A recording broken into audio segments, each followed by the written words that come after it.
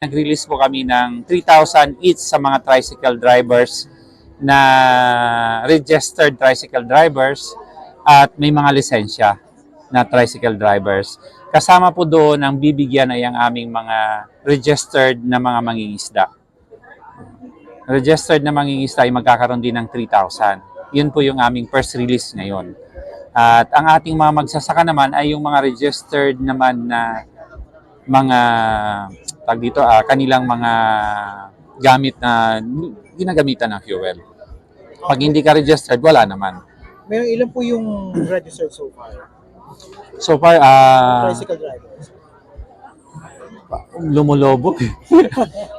Actually, nung unang ay parang 200 plus pa lang. So parang dumadagdag ng dumadagdag. No, so parang kaya kanina medyo inabot na ng gabi ang paggawa ng payroll dahil maraming nagpumunta, nag-submit ng documents na sila ay naka-registered na. Yung iba ay nagbayad na, parang nagbayad kaninang maga ng kanilang mga nagparehistro ng kanilang tricycle. So marami pong nadagdag.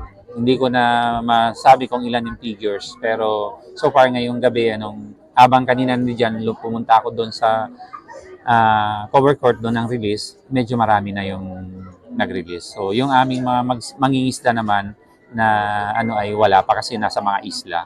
So yung inuna ko lang kasi yung mga tricycle drivers, lang sa ganun makapagpasada sila ngayon dahil maraming bumababa sa bayan. So hindi sila makakapagsabi na wala kaming pambiling fuel dahil meron silang subsidy. So kikita sila. Yung aking mga kababayan na mga tricycle driver ay lalong kikita dahil pagdating ng April 26, maraming bababa dito. Yung mga clusters ay bababa na dito sa bayan. So punong-puno ng tawang bayan at alam ko na tataas ang income ng mga tricycle drivers. Yung sabi niyo first, ito, ibig sabihin may kasunod pa?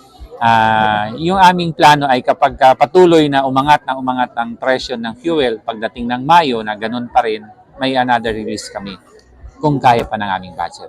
Kung kaya pa ng aming budget. So 3,000 cash ito each? Yes, 3,000 cuts each. Opo. Sa mga magsasaka po, meron ba kayo? Walang parang 4 lang kasi ang registered eh. So kasi ang sa akin naman po ay ganito lamang. Sabi ko nga sa mga tao, ang ating gobyerno may obligasyon sa ating mamamayan. Pero tayo, may pero eh. Pero tayo mga mamamayan ay may obligasyon din sa ating gobyerno.